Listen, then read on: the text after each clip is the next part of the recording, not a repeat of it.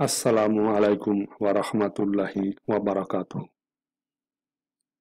আলহামদুলিল্লাহি রাব্বিল আলামিন ওয়াসসালাতু ওয়াসসালামু আলা নাবিয়িনা মুহাম্মদ ওয়া আলা আলিহি ওয়া সাহবিহি আজমাইন। আজকে আমরা আরবিক শব্দ তাকওয়া এর ব্যাখ্যা ও তাৎপর্য সম্পর্কে সংক্ষিপ্ত আলোচনা করব ইনশাআল্লাহ।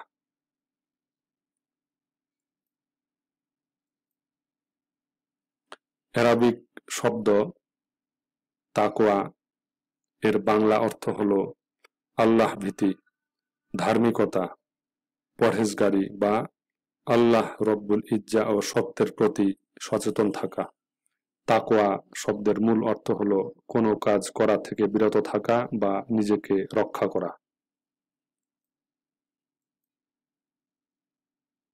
ব্যবহারিকভাবে তাকওয়া বলতে আল্লাহ সুবহানাহু ওয়া তাআলাকে ভয় করা, মহা পরাক্রমশালী আল্লাহর প্রতি সচেতন থাকা, আত্মশুদ্ধি করা এবং সকল প্রকার পাপ ও মন্দ কাজ থেকে নিজেকে বাঁচিয়ে চলার অর্থে তাকওয়া বোঝানো হয়। তাকওয়া নিজেকে সকল মন্দ ও হারাম কাজ থেকে রক্ষা করা এবং আল্লাহর নির্দেশিত পথে চলাকে বোঝায়।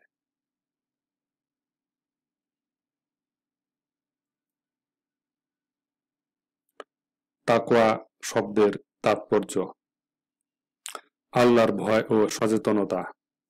তাকওয়া মানে কেবল ভয় করা নয়, বরং আল্লাহকে জানার মাধ্যমে তার প্রতি ভালোবাসা ও তার আদেশ নিষেধ পালনের একটি গভীর সচেতনতা।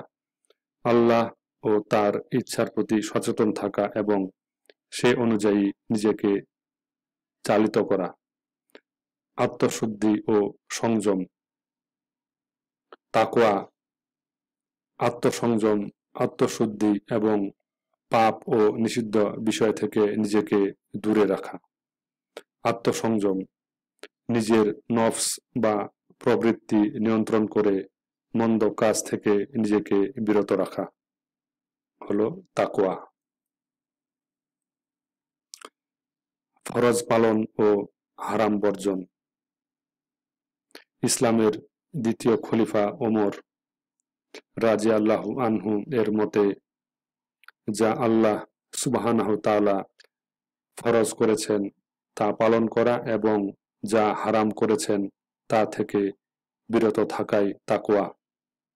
মন্দ থেকে বিরত থাকা, আল্লাহর আযাব ও জবাবদিহিতার কথা স্মরণ করে সকল প্রকার মন্দ কাজ ও পাপ থেকে নিজেকে দূরে রাখাই তাকওয়া।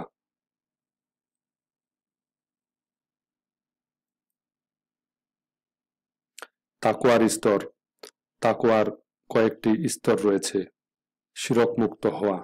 শিরক বা আল্লাহর সাথে অংশীদার করা থেকে নিজেকে সম্পূর্ণ মুক্ত করে চিরস্থায়ী শাস্তি থেকে বেঁচে থাকা। পাপ থেকে বেঁচে থাকা, যা করলে পাপ হয় অথবা যা ছাড়লে পাপ হয় এমন সব কাজ থেকে দূরে থাকা। আত্মশুদ্ধি, যা কিছু আল্লাহর স্মরণ থেকে মানুষকে দূরে রাখে তা থেকে অন্তরকে পবিত্র রাখা এবং সম্পূর্ণ আল্লাহমুখী হওয়া।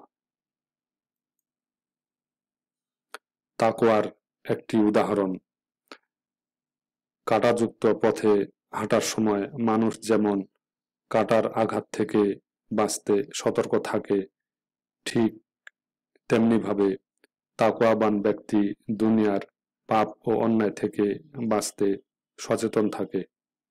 সহজ কথায়, তাকওয়া হলো এমন একটি জীবনযাপন যেখানে ব্যক্তি আল্লাহ রব্বুল আলামিনকে মনে রেখে তার প্রতি ভয় ও ভালোবাসা নিয়ে সব ভালো কাজ করে এবং সকল মন্দ কাজ থেকে নিজেকে বাঁচিয়ে রাখে। তো এই ছিল তাকওয়া সম্পর্কে সংক্ষিপ্ত আলোচনা।